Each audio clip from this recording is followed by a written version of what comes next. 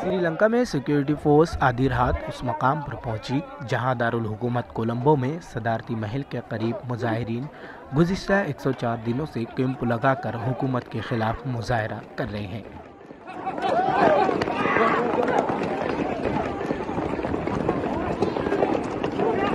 Security force हुकूमत मुखालिफ एहतजाजी camp पर छापा मार रहे हैं और खैमों को गिराकर मुजाहिरीन को वहां से भगाने की कोशिश कर रहे हैं।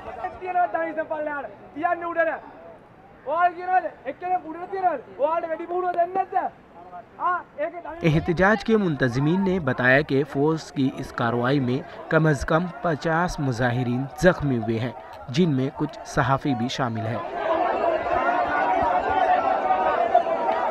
इस पूरे मामले पर बैनुल अक़वामी एजेंसियों और कम्युनिटी ने ट्विटर पर अमरीकी सफ़ीर के नाम एक पैगाम में कहा कि गालिफ़ेस में आधी रात को मुजाहिरीन के खिलाफ की गई कार्रवाई इंतहाई तशवीशनाक है।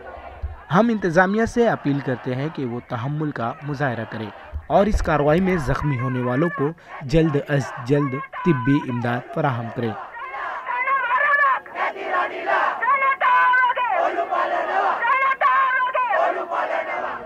अक़वाम मुत्तहिदा की रेसिडेंट कोऑर्डिनेटर ने एक पैगाम में कहा कि मुजाहिरीन को मुंतशिर करने के लिए सिक्योरिटी फोर्स का इस्तेमाल इंतहाई तशवीशनाक है। इंसानी हुकूक के कारकुनों और सहाफ़ियों को एहतजाज पर नज़र रखने का हक़ है और इनके काम में रुकावट नहीं होनी चाहिए।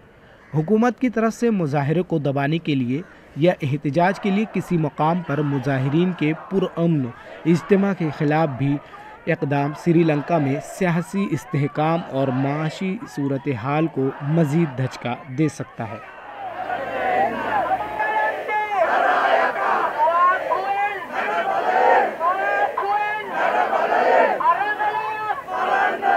श्रीलंका की बार एसोसिएशन ने भी आधी रात को मुजाहिरीन के खिलाफ फौजी कार्रवाई पर कड़ी तनकीद की है।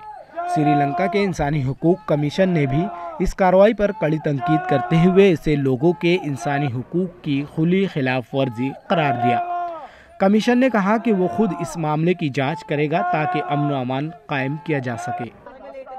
मुल्क के नए सदर के ओहदा संभालने के बाद भी हुकूमत मुखालिफ मुजाहिरे जारी है, क्योंकि नए सदर विक्रमासिंघे को भी मुल्क में राजपक्षे के इत्तेहादी के तौर पर देखा जाता है।